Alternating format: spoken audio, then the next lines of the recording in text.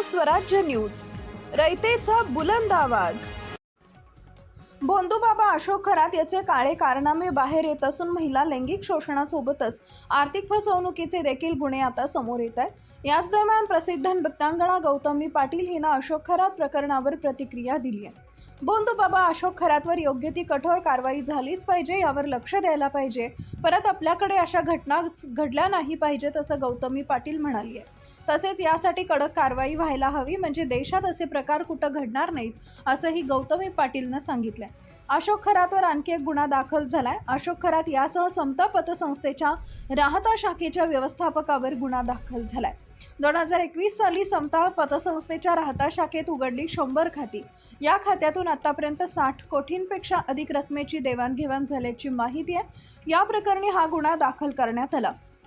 शिर्डी पोलिसांकडून 19 खातेदारांची चौकशी सुरू असताना हा घोटाळा समोर आलाय। दरम्यान अशोक खरात प्रकरणाच्या तपासात खरातच्या अनेक मालमत्ता आणि बँक खात्यांबाबत माहिती उघड झाली।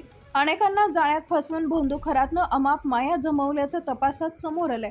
याचवरून भोंदू खरात आता ईडीच्याही निशाण्यावर येण्याची शक्यता आहे। अशोक खरात प्रकरणाचा आता ईडी तपास करणार असून यामध्ये सहभागी असलेल्या कुणालाही सोडणार नाही असा थेट इशारा मुख्यमंत्री देवेंद्र फडणवीस यांनी दिलाय। अशोक खरात यानं केवळ अंधश्रद्धेच्या नावाखालीच नव्हे तर हवाला रॅकेटच्या माध्यमातूनही आपले जाळे विणल्याची माहिती आता समोर आली आहे। विशेष म्हणजे हे रॅकेट चालवण्यासाठी मुंबईतील एका आलिशान पंचतारांकित हॉटेलचा वापर केला जात होता अशी माहिती सूत्रांनी दिली आहे। अशोक खरातनं मुंबईतील एका प्रसिद्ध पंचतारांकित हॉटेलमध्ये एक स्पेशल सूट कॅम्प स्वरूपी बुक केला होता।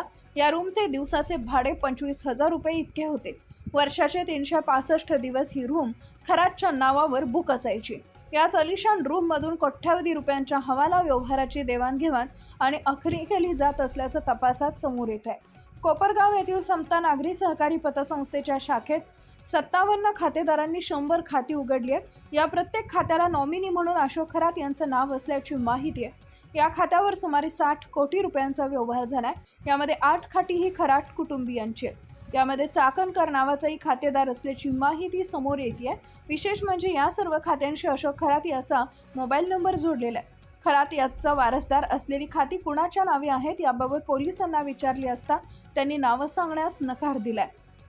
प्रतिभा चाकणकर व आणखी एक चाकणकर अशा 2 नावांनी खाते असल्याची माहिती आहे। महिला आयोगाच्या माजी अध्यक्षा रुपाली चाकणकर यांच्या बहिणीचंही नाव प्रतिभा आहे।